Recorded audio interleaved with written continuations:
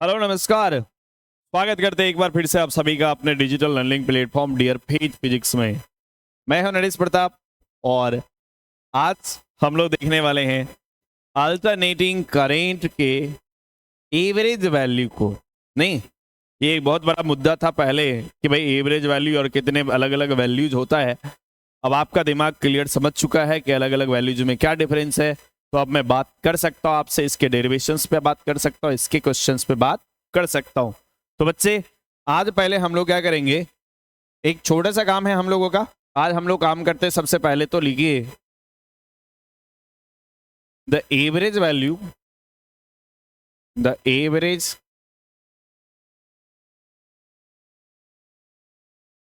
Value of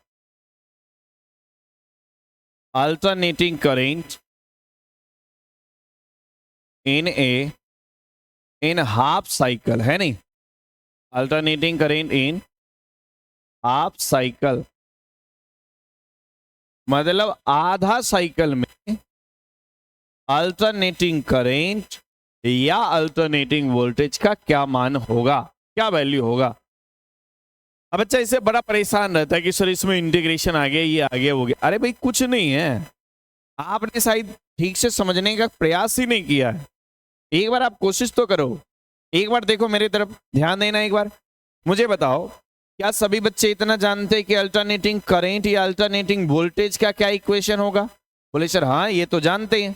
alternating current कितना होता है बच्चा? सर ये होता है आई नॉट साइन ओमेगा टी, है कि नहीं? यदि ये अल्टरनेटिंग वोल्टेज होता बच्चा तो ये हो जाता, सर बोलो कितना, V equal to V not sine omega T, हाँ कि ना? अब ये बातें तो आपको समझ में आ चुका। बोले ठीक है सर। एक और बात आपको समझ में आ रहा? बोले क्या समझ में आ रहा है? समझ में आपको ये भी आ रहा बच्चा कि यदि मैं आपसे आई एवरेज पूछूं तो आप इसका फॉर्मूला भी समझते हो। बोले कितना फॉर्मूला है? सर इंटीग्रेशन के टर्म में हम लोग जानते हैं ये I D T by integration of D T के बराबर। बोले हाँ ये तो है। तो बच्चा कहां से कहां तक पूछा? बोले सर आधा साइकिल, पूरा साइकिल होता तो कितना टाइम होता? सर टाइम पीरियड टी के बराबर। आधा साइकिल होगा तो टाइम कितना होगा बच्चा?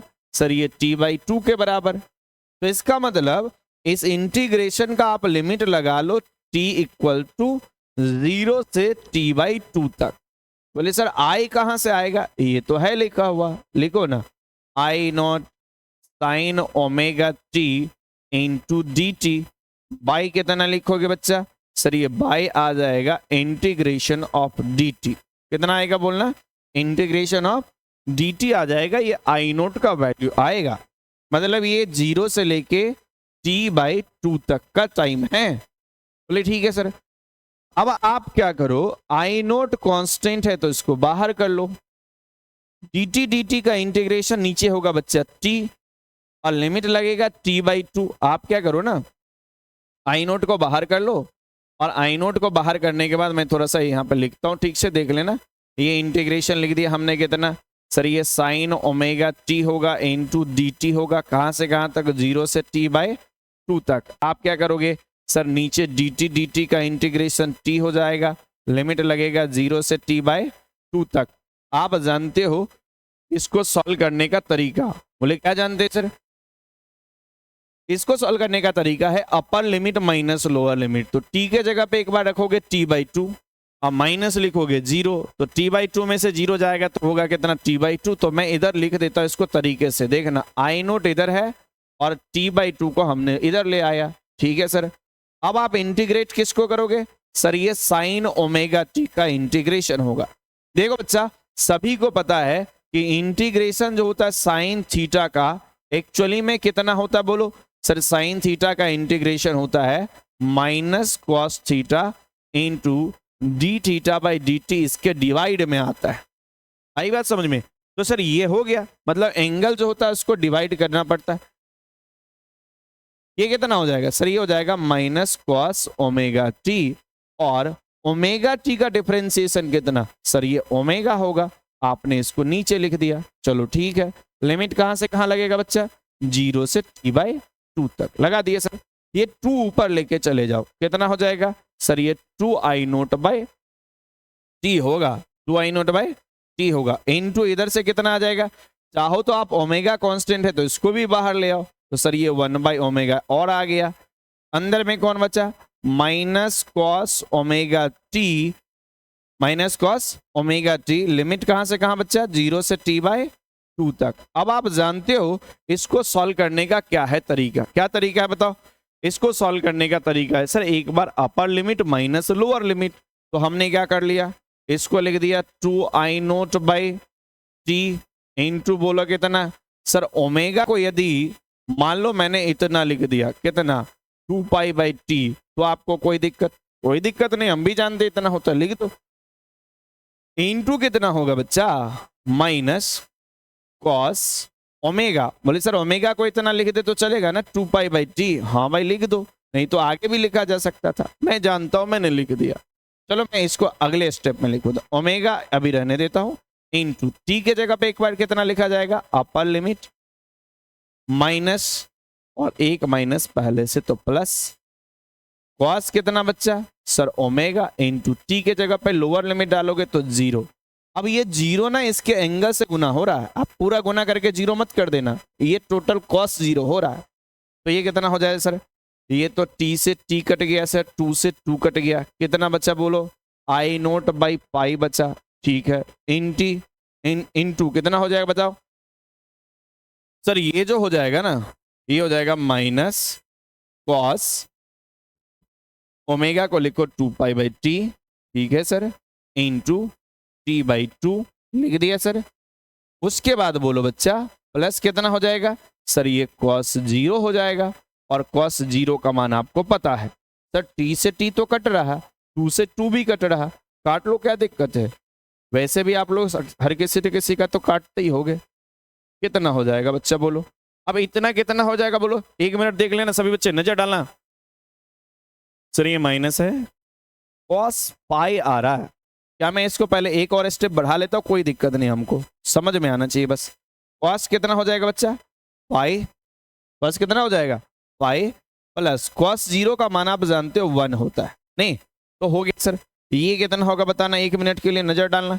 ये हो जाएगा sir i0/π into i0/π into cos 180 का मान होता -1, एक माइनस और है, तो ये हो जाएगा सर माइनस, और इंटू आप लिखोगे -1 और +1 हो जाएगा। तो ये कितना हो जाएगा बच्चा?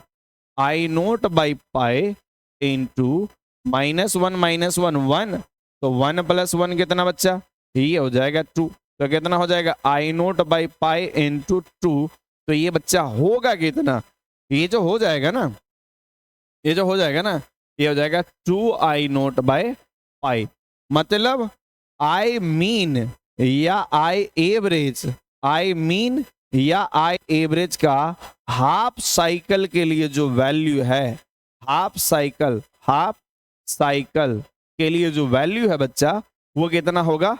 2i0/π होगा। कितना होगा बताना? 2i0/π। इसी वैल्यू को मैं चाहूं तो इतना भी लिख सकता हूं, क्योंकि 2 का मान आपको पता है, पाई का वैल्यू जानते हो 3.14। जब आप 2 में पाई से डिवाइड करोगे तो 0.637 i0 हो जाएगा। मतलब i0 का वैल्यू डायरेक्ट उठा के लाओ, यहां पे रखो और आपका एवरेज तैयार है। तो आई एवरेज सर पता चल गया। तो एवरेज का ये फॉर्मूला बच्चा आज के बाद सभी को हाफ साइकिल के लिए याद होना चाहिए कि इतना होता है। आप बोलोगे कि सर ये तो करेंट था ना, ये तो करेंट था, यदि हमको वोल्टेज पूछ दिया जाए तो बच्चा फिर से हम लोग इंटीग्रेशन नहीं कर रहे हैं, थोड़ा सा दिमाग लगा लेंगे। कैसे सर? इसके जगह पे सिर्फ और सिर्फ क्या आ जाएगा पता है? तो यदि यही हमसे वोल्टेज पूछ दिया जाए कि वोल्टेज हाफ साइकिल में एवरेज वोल्टेज बताओ, तो वी एवरेज या वी बार ये होगा कितना बच्चा? सर ये हो जाएगा 2v0/π, या इसी को लिख सकते हैं 0.637 v0। क्या ये बात आपको समझ में आया? पर ये जरूर बात ध्यान रखना कि टाइम का लिमिट चेंज हो जाएगा तो ये वैल्यू भी बच्चा चेंज हो जाएगा, क्योंकि आपको पहले भी पढ़ा चुका हूं कि ये जो हाफ साइकिल है ना, यदि कंप्लीट साइकिल के लिए यही वैल्यू आप निकालोगे तो ये 0 आएगा। कितना आएगा बच्चा? 0 आएगा। पर हाफ साइकिल के लिए इसका वैल्यू को आपने देखा, हाफ साइकिल के लिए इसका वैल्यू कितना आएगा बोलो सर? हाफ साइकिल के लिए इसका वैल्यू आएगा 2I0/पाई, या वोल्टेज का वैल्यू आएगा 2V0/पाई। इसी को लिख सकते हैं 0.637 I0, इसी को लिख सकते हैं 0.637 V0। बच्चे इस क्लास में हम लोग आज रखते इतना ही, मिलते हैं अगले लेक्चर में मिलेंगे, और उसके बाद हम लोग बात करेंगे इसके कंप्लीट साइकिल पे, और उसके बाद फिर हम लोग RMS वैल्यूज वगैरह को भी निकाल के दिखाएंगे, आपके सामने रिप्रेजेंट करेंगे। तब तक पढ़ाई लिखाई करते रहिए, मन लगाते रहिए, ज़्यादा नहीं तो कम से कम थोड़ा बहुत ही सही, लेकिन हाँ स्टार्ट करिए, क्योंकि अक्टूबर का समय है। 2-3 महीने आपको डिसाइड कर देगा कि बोर्ड एग्जाम में आप कितना अच्छा परफॉर्म कर पा रहे हो। इसलिए बच्चे थोड़ा सा ध्यान लगा के, थोड़ा सा मन से 2-4-5 घंटे की पढ़ाई अब सेल्फ स्टडी के रूप में स्टार्ट करिए। धन्यवाद, मिलते हैं अगले लेक्चर में।